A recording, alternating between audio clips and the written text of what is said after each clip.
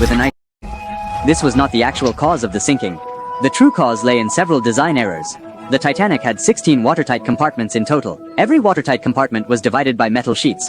The hull of the ship was designed with steel plates. These steel plates were fastened together using hydraulic rivets. Unfortunately, the rivets were made of iron. At low temperatures, it became extremely brittle. When the crew spotted the iceberg, the captain quickly commanded a left turn. Sadly, the control equipment of that era lacked sufficient precision. Although the ship's bow avoided danger, the side of the ship struck the iceberg. The impact caused the rivets to break apart. Seawater quickly flooded the ship's compartments through the cracks. Additionally, the iceberg damaged 4 watertight compartments at once. After the ship's bow filled with seawater, it began to sink continuously. Even more deadly was the fact that the designer left a certain gap between the compartment and the upper part to save costs. This caused the ship's hull to bend. This resulted in seawater constantly flooding the next watertight compartment. No matter how hard the crew tried to pump the water out, seawater was flooding in too quickly for the ship to manage. When the front was fully submerged, the crew split from the middle in a hurry.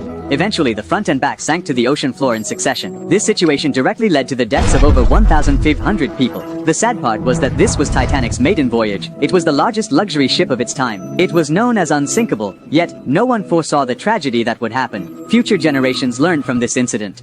Ships began to use double hull designs afterwards. The outer layer was only filling with seawater in the space between the inner and outer layers.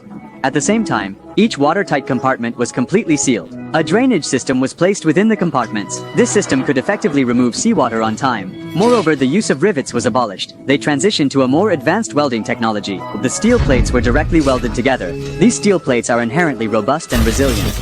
Even if they collide with an iceberg again, they merely bend and alter their shape. However, they do not break easily. Follow Sank. We will bring you more intriguing information.